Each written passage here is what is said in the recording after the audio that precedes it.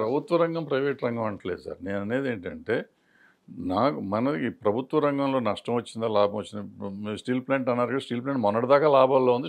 లాభం ఉన్నా సరే ఈ లాభం కూడా దొంగ లాభం. నేను చెప్పేదేనండి, నష్టంలోకి ఎందుకు వెళ్ళిందో అది వేరే సంగతి. దొంగ లాభం మీరు అన్నట్టు దొంగ లాభమే అనుకుందాం. స్టాట్యూటరీ ప్రాఫిట్స్ రూపాయి అయితే రూపాయికి బయటకు రావచ్చు, ప్రజల సొమ్ము రావాలి అనేది అక్కడ నేను మీతో అంగీకరిస్తున్నాను. నేను ఇందాక చెప్పాను కదా దాన్ని. కాబట్టి అవ్వకూడదు లాభం అంటే అమ్మే తీరు ఎట్లాగైతే అరుణ్ షేర్య గారి కాలంలో, వాజ్పేయి గారి ప్రభుత్వంలో జరిగింది, అట్లాగా నిఖార్సైన వాళ్ళు పారదర్శకమైన పద్ధతుల్లో మ్యాక్సిమం ప్రభుత్వానికి వచ్చేట్టుగా, ప్రజలకు వచ్చేట్టుగా ఏర్పాటు చేయాలి. అక్కడ నిర్వివాదాంశం. కానీ మౌలికంగా సూత్రం నీ పని నీవు చేయాలి. నువ్వు ప్రభుత్వం తప్ప గత్యంతరలేని పనులు చేయకపోవటం చేత, అవి నాశనం కావటం చేత, అరే మీ ఆస్తికి రక్షణ లేదు, మీ డబ్బుకి రక్షణ లేదు, ఎవరికి అప్పిస్తే తిరిగి వస్తుందని నమ్మకం లేదు.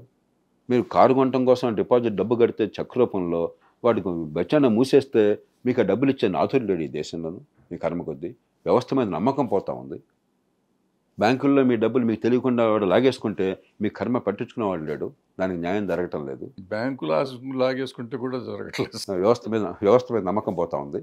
విద్య, ఆరోగ్యం పరమ చండాలంగా ఉన్నాయి. ఆరోగ్యం బాగులాక ఈ దేశంలో 5 కోట్ల మంది ప్రతి ఏడాది బేదలు అవుతున్నారు. సంవత్సరం మొదట బేదలు కాని వాళ్ళు డిసెంటెంట్ పావర్టీ అంటాం.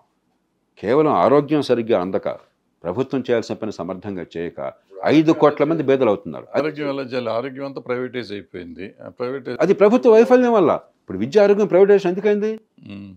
ప్రభుత్వ వైఫల్యం వల్ల. చండాలంగా చేయబట్టి గతిలాక పూర్వం ఎవరు ప్రైవేట్కి లేడు కదా, కొంచెం డబ్బులు వస్తున్నాయి, ఆదాయాలు పెరుగుతున్నాయి, ప్రైవేట్ స్కూల్ నాశనం కాగానే మరి పిల్లల్ని బాగు చేసుకోవాలి తప్పన ఉంటుంది కదా. ఖర్చు అయినా కూడా ఎంత కుటుంబం, రైతు కుటుంబాలను అడగండి, ₹1,00,000 ఖర్చు పెడుతున్నారు పిల్లల కోసం. ₹1,00,000 అంటే వాడు 10 ఎకరాలున్నా ₹10,00,000 ఆదాయం రావట్లా. అయినా సరే కళ్ళ నీళ్లతో 4 ఎకరాలు అమ్మేసినా పర్లేదు, పిల్లలు బాగుపడతాను నాస్తో. గతిలేక వైద్యం కూడా అదే ప్రాబ్లం కదా. అదే ఎగ్జాక్ట్లీ. కాబట్టి మీరు చేయాల్సిన పని మీరు సరిగ్గా చేయండి. విద్య బాగా అందించు, వైద్యాన్ని సరిగ్గా అందించి ఏర్పాటు చేయి, చట్టబద్ధ పాలన, రోడ్లు బాగు చేయి, కరెంటు బాగు చేయి. చట్టబద్ధ పాలన మీరు చెప్పే లెక్క ప్రకారం 70% మనం దుర్మార్గులు అయినప్పుడు ప్రభుత్వం ఏం చేస్తాం? ప్రభుత్వం దుర్మార్గులు, మనం దుర్మార్గులు. 70% చెప్పింది ప్రభుత్వంలో పనిచేసే వాళ్ళ గురించి మాట్లాడారు. ప్రభుత్వాలే కదా సార్. డాక్టర్ ఈ దేశ ప్రజల్లో ఎక్కడ అన్యాయం లేదు. ఈ ప్రజలు ధర్మనిరత ఉన్నవాళ్ళు, ఈ ప్రజలు చాలా అమాయకులు. ప్రజలే కదా ప్రభుత్వంలో ఉద్యోగాలు చేసేవాళ్ళు కూడా. అదే మనిషి అక్కడికి వెళ్ళాక పరిస్థితి మారుతుంది. మనిషి ఎప్పుడు ఒకే రకంగా ఉండవు. సినిమాల్లో ఎప్పుడు ప్రతిభావంతులు రాణిస్తారు. ఎందుకని స్టార్లు తప్ప, స్టార్లు మళ్ళీ కొడుకులు ఉన్నారు, కూతుళ్ళు. అది వదిలేండి. మిగతా రంగాల్లో ఒక డైరెక్టర్ కానీ, లేకపోతే ఒక కెమెరా కానీ, ఎడిటింగ్ కానీ, మరొకటి కానీ ప్రతిభ లేకపోతే రాణించరు. ఎందుకని అల్టిమేట్గా మార్కెట్లో మీరు మీ వస్తువులు ప్రజలు చూడాలి, హర్షించాలి. ఇన్సెంటివ్ అలాంటిది. అలా కాకుండా బలవంతంగా సినిమా చూపెట్టేసి గవర్నమెంట్ మీ దగ్గర 100 కోట్లు కొనేసి 100 కోట్లు ఇస్తానని అనుకోండి, ప్రతి సినిమాకి ఎలా చేసినా కూడాను ఇన్సెంటివ్ ఉంది. ప్రతిభావంతులు రారు, పనికి మళ్ళీ గాడిదలు వస్తారు. కాబట్టి సమాజం చెడ్డది కాదు, ఎలాంటి వ్యవస్థ నిర్మాణం చేశాం మనం. ఇప్పుడు ప్రభుత్వంలోకి వచ్చే ముందు వీళ్ళందరూ మంచివాళ్ళే. వ్యవస్థ అంటే మళ్ళీ మనమే కదా సార్. వ్యవస్థ మళ్ళీ మనం కాకుండా, వ్యవస్థ అంటే ఇన్సెంటివ్, ప్రజలు అంటే అది కాదు. ఇప్పుడు రోడ్డు ఉంది, ట్రాఫిక్లో ప్రతివాడికి ముందెళ్ళాలని ఆతృత ఉంటుంది. ట్రాఫిక్ లైట్ దాటితే, ఎర్ర లైట్ ఉంటే దాటితే నాకు ఖచ్చితంగా 10,000 శిక్ష పడుతుంది, లైసెన్స్ పోతుంది అని గ్యారంటీగా నమ్మకం కలిగించే వ్యవస్థ ఏర్పాటు చేయండి. ఒళ్ళు దగ్గర పెట్టి దారికి వచ్చేస్తాం. అరే నీకేం కాదు, నీకెందుకు ఇష్టం వచ్చినట్టు గెలుపు, నువ్వు పెనాల్టీ వేసినా కూడా రద్దు చేస్తావానండి, మొత్తం దగ్గర. అదే ప్రజలు మంచివాళ్ళు చెడ్డవాళ్ళు ఉంటారు. ప్రజలు కొందరు మురుకులు ఉంటారు. కానీ తప్పు చేస్తే శిక్ష పడుతుందన్న నమ్మకం కావాలి, భయం కావాలా, భయపెట్టాలి. అది ప్రభుత్వం ఉంది. అందుకోసం చట్టం ఎందుకు ఇచ్చాం వారి చేతికి? పోలీసులకి లాఠీ ఎందుకు ఇచ్చాం? కోర్టులకి ఎందుకు ఇచ్చాం? కాబట్టి ఇన్సెంటివ్స్. అంచేత ప్రజలు చెడ్డవాళ్ళు. దానివల్ల ఎలా ఉంది, నేను భారతదేశంలో ప్రజలు ప్రపంచంలో ఇతర దేశాలతో పోలిస్తే చాలా అద్భుతమైన వాళ్ళు. ఈ ప్రభుత్వాలు ఎంత చండాలంగా ఉన్నా, ఈ పోలీస్ యంత్రాంగం సమర్థంగా పనిచేయలేకపోయినా, కోర్టుల్లో న్యాయం అసాధ్యమైన 195 సందర్భాల్లో శాంతియుతంగా జరుగుతుంది. నేను ఇక్కడికి వచ్చాను ఆఫీస్కి, మీ ఆఫీస్కి వచ్చానంటే నాకు ఎక్కడ భయం కలగలేదే, ఎవరైనా కొట్టేస్తాడేమో, నా కారుని తగలెట్టేస్తాడేమో, నన్ను లేదు. ఇంకా చాలా దేశాలకు పోండి, బయటికి వెళ్తే గగురుపాటు అయిపోతుంది మీకు. మన దేశంలో ప్రజలు చాలా శాంతి కాముకులు, చాలా ప్రశాంతంగా ఉండేవాళ్ళు, అందరినీ గౌరవించాలి. కాబట్టి ఈ దేశ ప్రజల వల్ల కాదు ఈ వ్యవస్థ నాశనమైంది, పాలకుల వల్ల నాశనం. పాలకుల మూర్ఖపు విధానాల వల్ల, ఎన్నికల వ్యవస్థ వల్ల, ఈ రెంట్ల వల్ల వచ్చినటువంటి లంచాల బెడద వల్ల. రాజ్యాధికారి కోసం వీళ్ళు పోరాడుతున్నారు. స్వార్థపరుల వల్ల చాలామంది మంచి ఉద్దేశంతో మాట్లాడినా కూడా ప్రజలు చనిపోయారు, విలువలు పోయిన ఎన్ని పచ్చి అవాస్తవాలు. ప్రజలు చెడిపోయారని కదా, ప్రజల్లో నుంచే కదా వచ్చేది. నాయకులు వచ్చినా ప్రజల్లో నుంచే. అదే మనిషి ఇప్పుడు ఈ ప్రజల నుంచే ఇస్రో వచ్చింది కదా, ఎంత బ్రహ్మాండంగా పనిచేస్తున్నారు, ఇక్కడి నుంచి వచ్చినాడే కదా. నిజానికి మామూలుగా గవర్నమెంట్లో మీరు ఐఏఎస్లో వాళ్ళు వచ్చేవాళ్ళ కంటే అంత ప్రతిభ కంటే తక్కువ ఉన్నవాళ్ళు. ఎందుకంటే ఐఏఎస్ కొన్న దగ్గరకి ఇస్రోలో ఉద్యోగానికి లేదు. కానీ ఏమైంది, పద్ధతులను మార్చారు. అట్లాగే ఈ ఉద్యోగులు కూడా, ఈ అవినీతి పాల్పడే ఉద్యోగులు కూడా ఎలక్షన్ టైంలో బ్రహ్మాండంగా పనిచేస్తారు. మీరు గమనించలేదు? లేకపోతే వీఐపీ విజిట్ ఉంది, ప్రైమ్ మినిస్టర్ వస్తున్నారంటే అంత ఒళ్ళు దగ్గర పెట్టి టక్ టక్ అయిపోతుంది బ్రహ్మాండంగా. లేకపోతే ఒక తుఫాన్ వచ్చింది, వరద వచ్చింది, బ్రహ్మాండంగా పనిచేస్తుంది. ఇదే యంత్రాంగం, ఇదే మనుషులు కూడా. కొన్ని సంస్థల్లో ఇలాంటి వాళ్ళే వచ్చినా అద్భుతంగా జరుగుతుంది.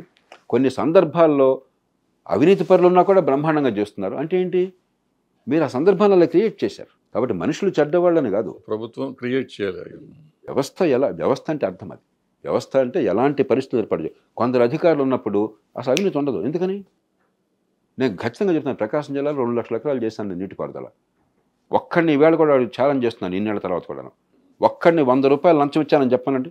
ఇరిగేషన్ స్కీమ్లో 2 లక్షల ఎకరాలు ఇరిగేషన్, 403 లిఫ్ట్ ఇరిగేషన్లు చేశాను నేను, 2800 బోర్వెల్స్ చేశాను. ఈవేళ కూడా బహిరంగంగా సవాల్ చేస్తున్నాను, ఒక్కడిని 100 రూపాయలు లంచం ఇచ్చానని చెప్పానండి. అన్ని చోట్ల ఆపగలిగానా? లేదు. అదే జిల్లాలో నేను ఉన్ననాడే అన్ని చోట్ల ఆపలేపాను.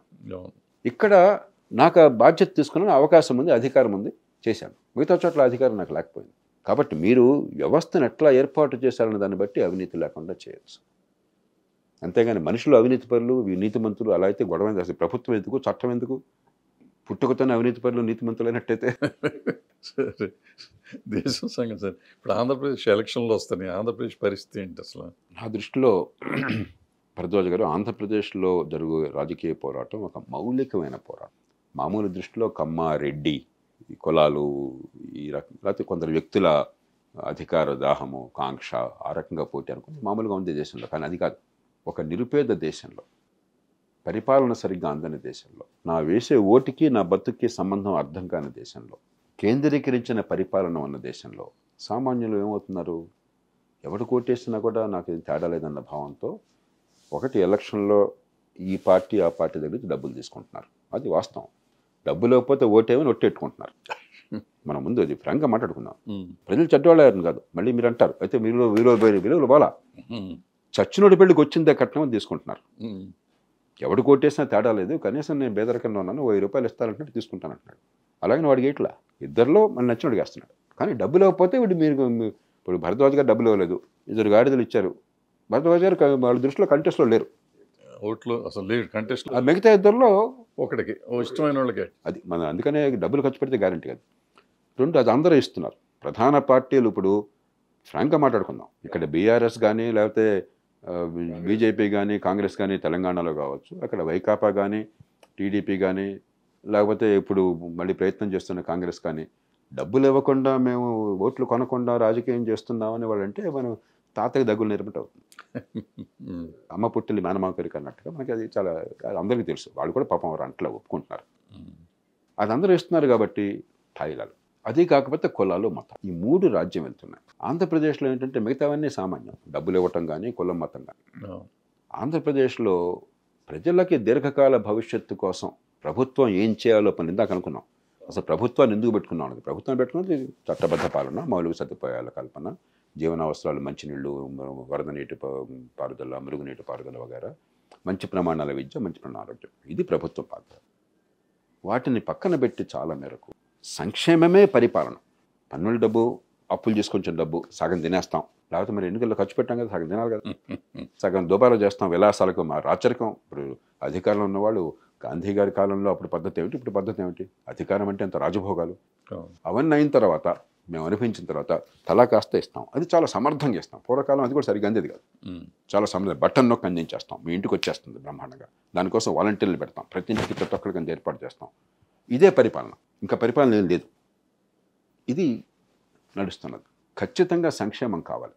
ఒక పేద దేశంలో సంక్షేమం లేకుండా ప్రజాస్వామ్యం ఆడటం సాధ్యం కాదు.